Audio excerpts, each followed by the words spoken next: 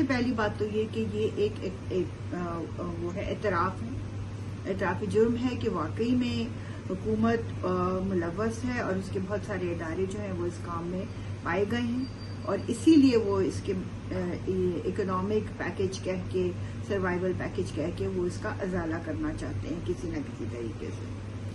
دوسری بات یہ کہ یہ ایک مکمل حل نہیں ہے۔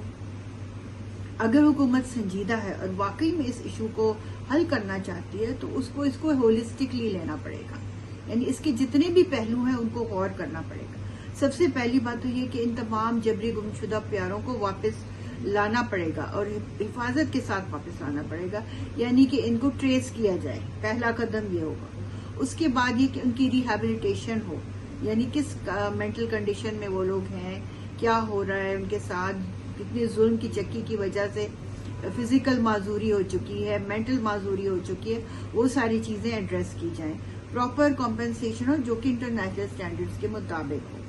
پھر جو ان لوگوں کے اوپر گزری ہے، جو ان کو لیگل کہہ رہے ہیں کہ ان کو دیا جائے گا، لیگل ہیلپ دی جائے گی، وہ ضرور آپ اس کو مگر ہولسٹکلی اس کو ایڈریس کریں اور مختلف طریقے سے جو بھی ان کے اوپر گزر رہی ہے اس کا ازالہ کریں۔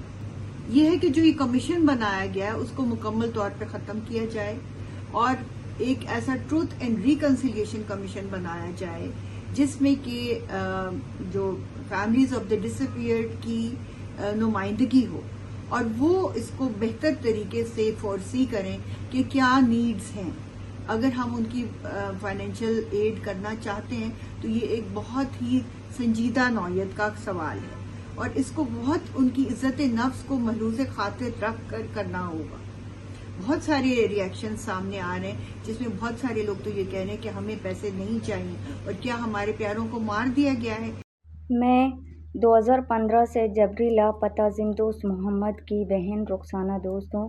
حکومتی فیصلے پر مجھے بہت افسوس ہوئی کہ حکومت ہم سے جبری طور پر لاپتہ کیے لوگوں کی زندگیاں خریدنا اور بیچنا چاہتی ہے۔ ہم غریب ضرور ہیں لیکن بے ضمیر نہیں کہ ٹارچر سیلوں میں پڑے اپنے زندہ بھائیوں کو 50 لاکھ میں فروخت کریں۔ ایسے فیصلے کرنے والے بے ضمیر حکمرانوں کو ڈوب کر مر جانا چاہیے۔ سرفراز بگٹی اور انوار الحق کاکڑ کہتے تھے کہ 50 لوگ لاپتہ ہیں اور آج وفاقی وزیر قانون کہہ رہے ہیں کہ 2000 لوگ لاپتہ ہیں۔ پیکج سے پہلے ریاست کو جھوٹا بیانیہ چھوڑ کر جبری گمشدگیوں کے بارے میں سچ بتانا چاہیے۔ ہمیں 50 لاکھ نہیں، اپنے پیارے زندہ واپس چاہیے۔ میری ماں میری بائی کی بازیابی چاہتی ہے اور اسے دنیا کی کسی آسائشوں سے کوئی دلچسپی نہیں ہے۔ ہمارے لیے ہمارا بھائی چنگیز بلوچ دنیا کی تمام ہیروں، جواہرات اور دولتوں سے قیمتی ہے، ہم اسے چاہتے ہیں۔